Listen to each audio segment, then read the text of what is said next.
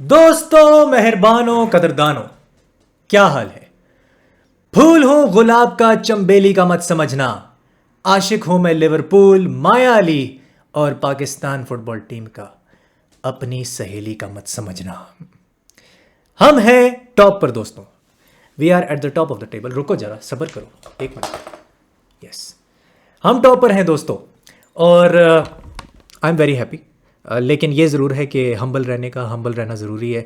आर्ने slot ने बोला है, हमारे मैनेजर ने बोला है कि इसके बावजूद कि गुस हिडिंक और कार्लो एंचेलोटी के बाद नंबर 1 पे आर्ने स्लॉट आता है with the best start in the premiere league after 12 matches. Best start in the premiere league after 12 matches.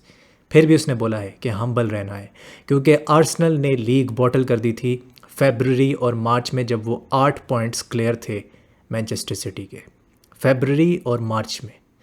तो क्या रहने का, हम्बल रहने का। खैर, अगला मैच हमारा काफ़ी ज़्यादा डिफिकल्ट है, मौत का खेल है, साक्षात जो है ना पानीपत की लड़ाई होने वाली है वहाँ पे एनफील्ड के मैदान में।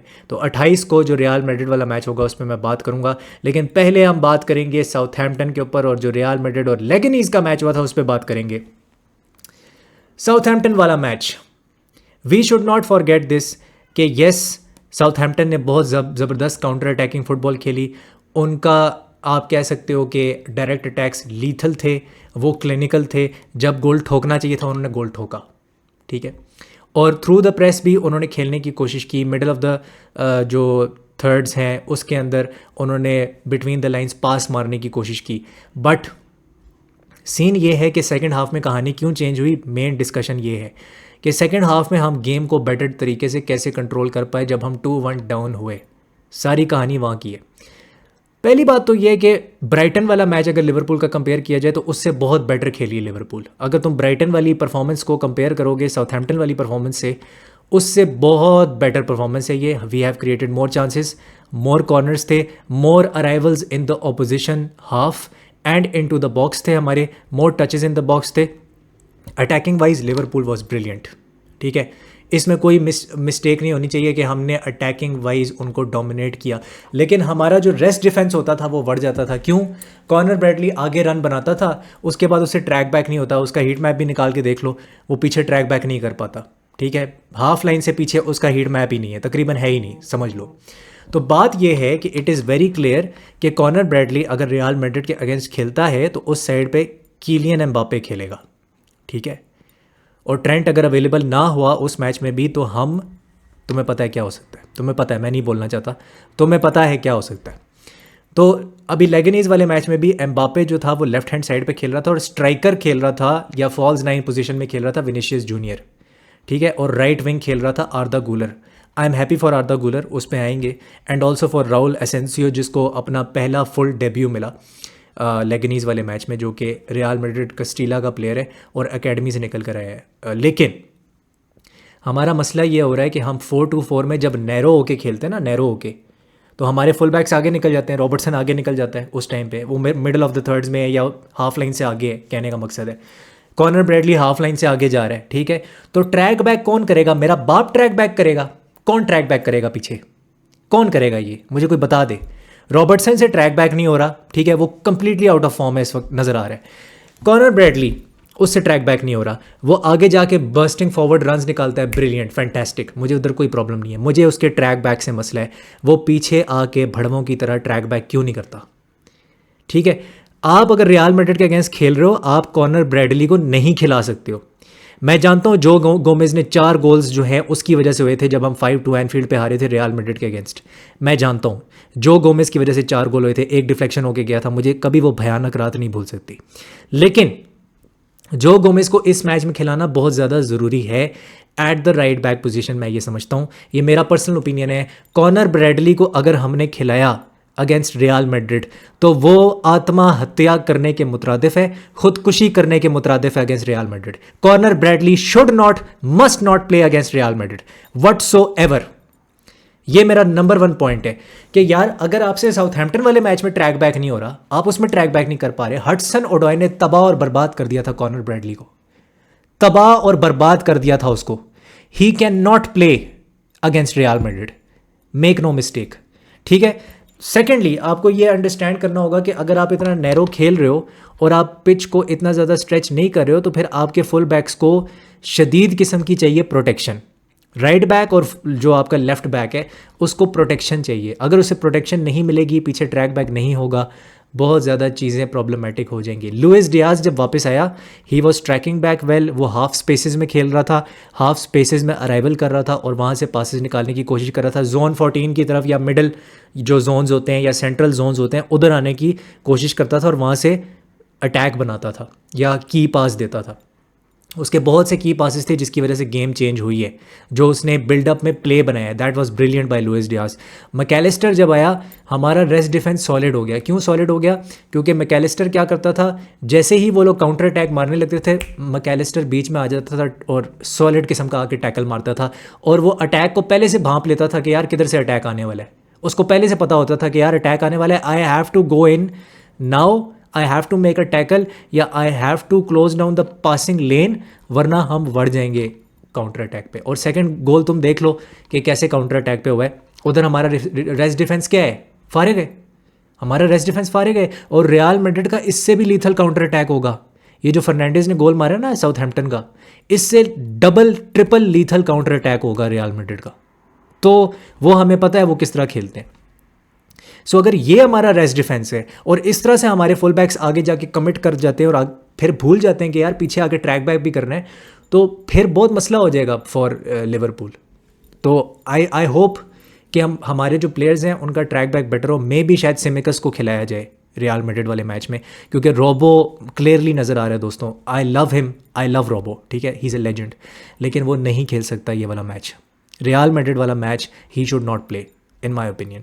सिमिकस को आप खिलाओ, गोमेज को आप खिलाओ, उन प्लेयर्स को खिलाओ जो कि डिफेंसिवली सॉलिड है, जो कि आपको डिफेंसिव सॉलिडिटी प्रोवाइड करते हैं और जिनको शायद इतनी प्रोटेक्शन की ज़रूरत ना पड़े फ्रॉम सला और गाकपो और मे बी लुइस डियाज। ठीक है, ट्रैक बैक तो करेंगे ही हमारे wingers, but I want solid defenders जिनको खुद डिफेंडिंग करनी आती हो 1-on-1।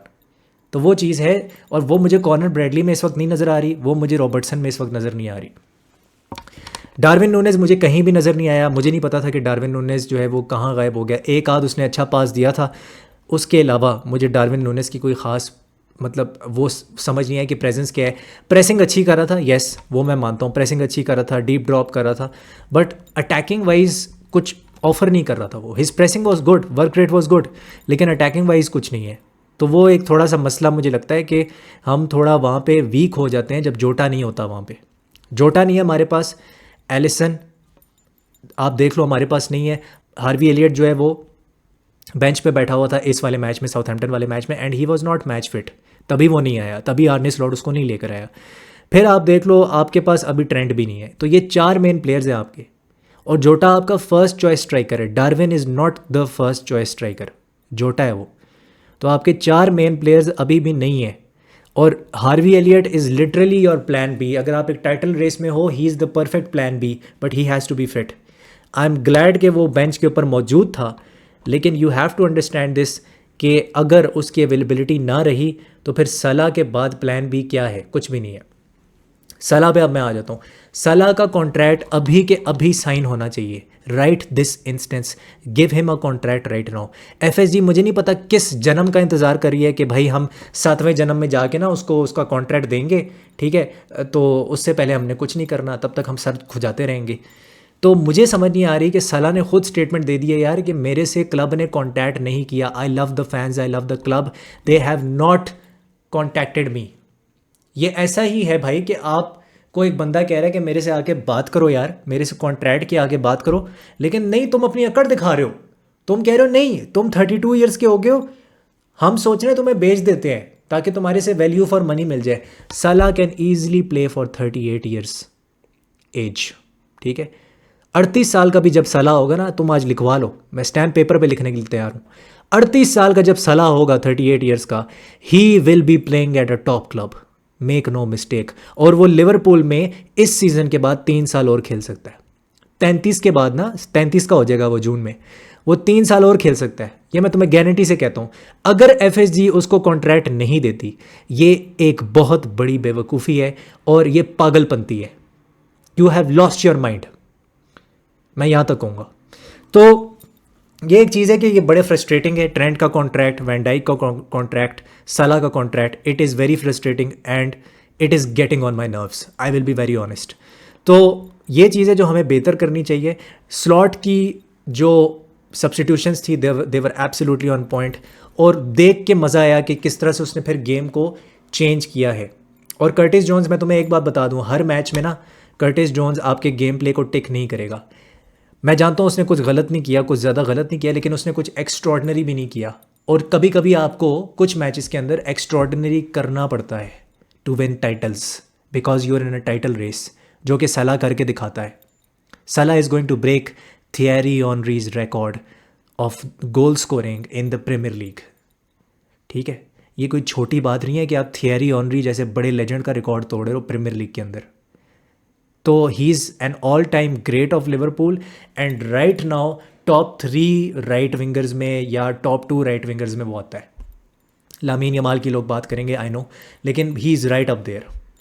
तो मुझे नहीं समझ आती कि लिवरपूल उसको क्यों कॉन्ट्रैक्ट नहीं दे रही।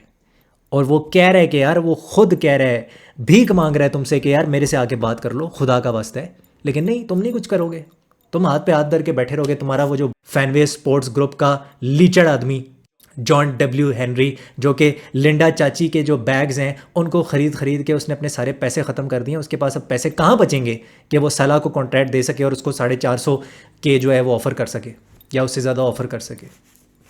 सलाह डिजर्व्स 400 के। Look at his performance, look at what he is doing, he is creating magic, he is creating goals out of nothing. अगर इस बंदे को भी तुम 400 के नहीं देते ना, तो मुझे नहीं पता किसको दोगे तुम। तो खैर, एनीवेज आगे बढ़ते हैं। कैलेहर की मैं तारीफ़ करना चाहता था। कैलेहर को हम लिटरली समोसा चाट देते हैं, ठीक है, उसको हम छोले भटूरे देते हैं और उसको हम 20 रुपए दे देते हैं, ये उसकी तनख्वाह है कैलेहर की, ये लिटरली उसकी तनख्वाह है।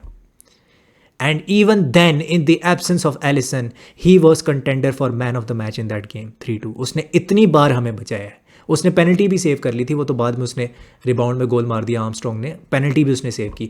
बॉल डिस्ट्रीब्यूशन उसकी हर गुजरते दिन के साथ बेहतर होती जा रही है।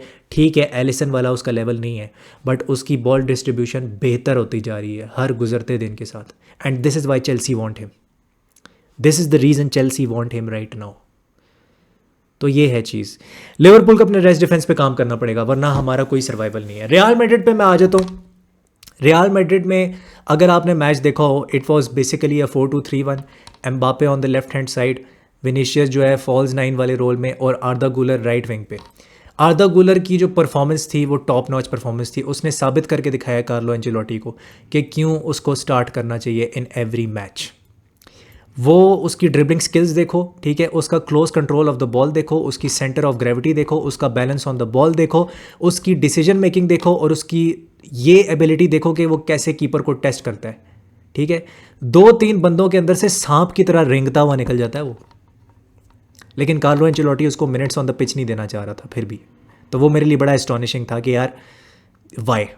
राउल एसेंसियो ने ब्रिलियंट डेब्यू किया, सॉलिड था वो defensively, defensive wise, tackling wise solid, positioning wise solid. उसको पता है कि अगर डेंजर है तो उसको सूंघ के कैसे ख़त्म करना है। ठीक है, और एक चीज़ मैं ज़रूर कहूँगा कि उसकी अभी बॉल डिस्ट्रीब्यूशन उस लेवल की नहीं है कि वो जो लॉन्ग बॉल स्विचेस होते हैं वो उस तरह नहीं कर सकता, उसमें अभी बहुत इंप्रूवमेंट रिक्वायर्ड है। लेकिन अभी यंग प्लेयर है, तो आई होप कि वो अच्छा बेहतर अपने आप को कर लेगा और अपने आप को इम्प्रूव कर लेगा, क्योंकि वहाँ पे इम्प्रूवमेंट चाहिए उसे। कोर्तवा इज़ बैक, कोर्तवा खेल रहा है भाई, और कोर्तवा लिवरपूल के साथ क्या क्या कर चुका है हमें पता है। 2022 का champions league, UEFA champions league का फाइनल, ठीक है। तो ही will be in top notch I suppose, मैं तो यही एक्सपेक्ट कर रहा हूँ कि वो टॉप नॉच में होगा।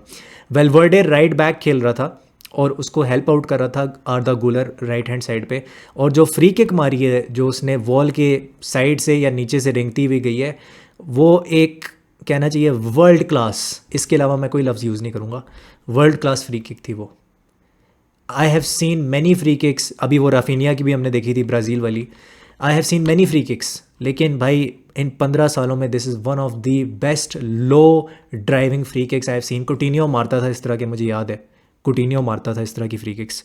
तो भाई वेलवर्डे इज़ जस्ट फिनोमिनल, और लिवरपूल लिंक्ड भी थी उसके साथ एक ज़माने में, मुझे अच्छी तरह याद है।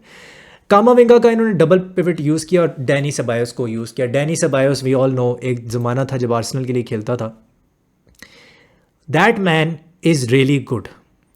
अगर आप उसको देखो ना, वो कभी भी बॉल लूज़ नहीं करेगा। कभी भी मैंने उसको बॉल लूज़ करते हुए नहीं देखा, चाहे वो हायर अप द पिच खेल रहा हो या lower zones of the pitch में खेल रहा हो। पिच के जो 18 जोन्स होते हैं, अगर वो हाफ लाइन से पहले खेल रहा है, कभी वो बॉल लूज़ नहीं करता। वो उसकी डिस्ट्रीब्यूशन अच्छी होती है, उसके शॉर्ट पासेस होते हैं अच्छे होते हैं, वो गेम को टिक करता है, वो गेम को टिक करने वाला प्लेयर है, डिक्टेटिंग द प्ले वाला प्लेयर है वो। How to dictate the play अगर किसी से सीखना है रियल मैड्रिड में, तो आई वुड से कि यार डेनी सेबायोस को देखो जब वो रियल मैड्रिड के लिए खेलता है, तो वो बेहतरीन है, मतलब फिनोमिनल है।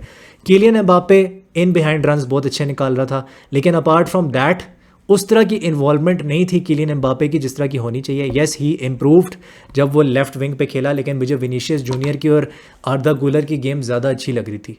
अगर मैं किलियन एम्बापे की गेम से कंपेयर करूँ, ठीक है किलियन एम्बापे ने गोल मार दिया, मुझे game wise Vinicius junior impressed me a lot जब वो सेंट्रल जोन्स के अंदर खेल रहा था। आर्दा गुलर फिनोमिनल। और अब मैं बात करना चाहता हूँ कि जूड बेलिंगम की प्रेसिंग, जूड बेलिंगम की एबिलिटी ऑन द बॉल, ठीक है, जूड बेलिंगम का डीपर जोन से बॉल को कैरी करके आगे लेके जाना, जूड बेलिंगम का पीछे आके ट्रैक बैक करके टैकल मारना, कंप्लीट ऑलराउंडर है वो, कंप्लीट प्लेयर, कंप्लीट मिडफील्डर है। जो ये कहता है कि वो कंप्लीट मिडफील्डर नहीं है, मैं उसे डिसएग्री करता हूँ। He is a complete midfielder, complete package.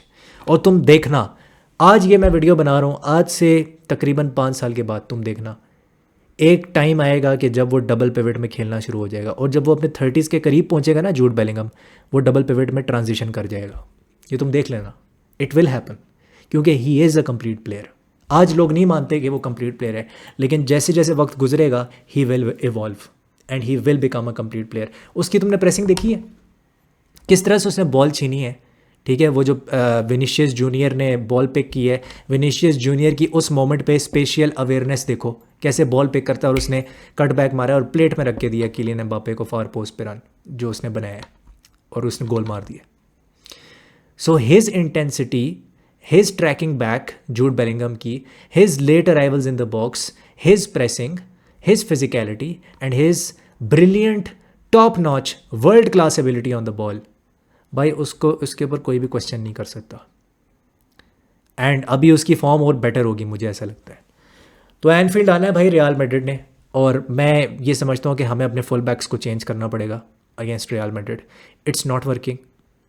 अगर हमने अपने फुल बैक्स को चेंज ना किया तो उनके विंगर्स हमें बहुत बुरी तरह इस पानीपत की लड़ाई में हमारी मार देंगे, मैं ये बता दूँ, ठीक है। इट इज़ वेरी इंपॉर्टेंट कि हम अपने फुल बैक्स को चेंज करें और सिमिकस को और गोमेस को लेकर आएँ। ये बहुत इंपॉर्टेंट पॉइंट है। तो आई होप कि हम एटलीस्ट एक ड्रॉ निकाल लें। मेरी प्रिडिक्शन जो है वो है 2-2, एंड आई होप कि we at least get a draw at Anfield on 28 November. तो ये थी मेरी आज की वीडियो। अगर आपको वीडियो पसंद आई है तो लाइक ज़रूर करना, शेयर ज़रूर करना और सब्सक्राइब ज़रूर करना। I will see you soon, you will never walk alone. हस्तला विस्ता।